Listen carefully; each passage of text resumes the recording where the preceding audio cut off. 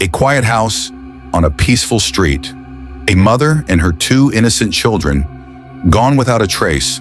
What unfolded inside those walls on that night in 2012 was a nightmare no one could have imagined. Everyone's the same age, and I couldn't even imagine what happened here. Hey everyone, welcome back to True Crime Stephen. Today we're diving into one of the most chilling true crime cases out of Sandusky, Ohio, a triple homicide that left an entire community in shock.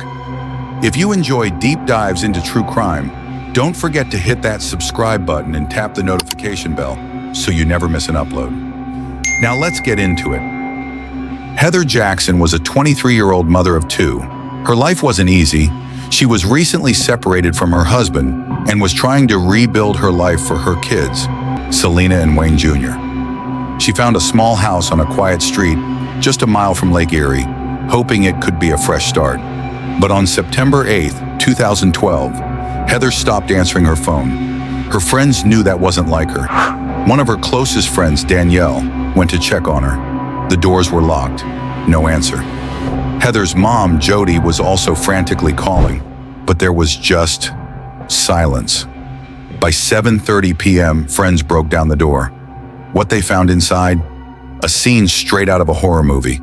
Heather's body was found first, naked, strangled, wedged between her box spring and mattress.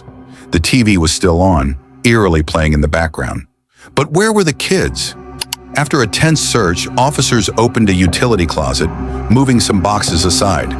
And there, hidden behind them, were the lifeless bodies of Selena and Wayne Jr.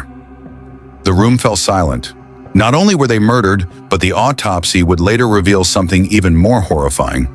Both Heather and her 3-year-old daughter had been sexually assaulted before their deaths. DNA evidence confirmed it. Who could do something like this? The police quickly ruled out Heather's estranged husband. He lived out of state. Instead, they turned to surveillance footage. At 11 p.m. the night before, a car pulled into Heather's driveway. It belonged to a man named Thomas Hansen. He and a friend, Dan Reisner, were questioned. Both provided DNA samples and were cleared. But Heather's phone records revealed one more visitor that night, a man named Josh Case. He claimed he was with Heather that night, even went to the store to buy breakfast for the kids.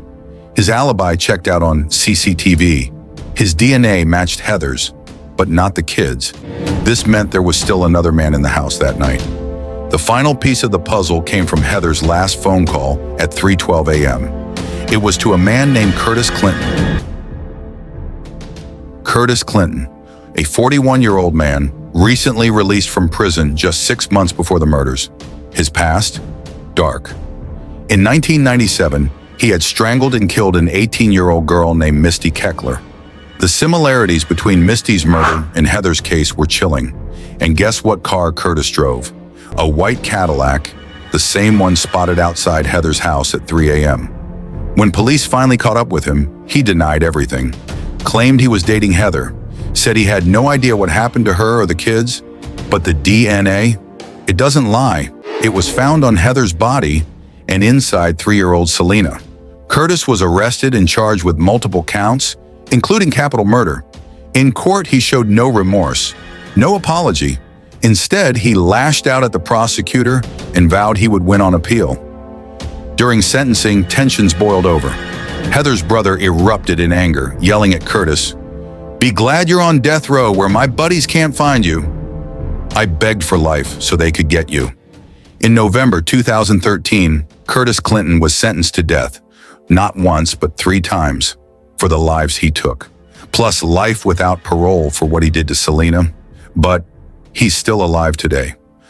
Ohio has an unofficial moratorium on executions, and Curtis Clinton remains on death row with more than 100 others, his execution postponed indefinitely. What do you think about this case? Should Curtis Clinton face the death penalty? Or does life in prison better serve justice? Let me know your thoughts in the comments below.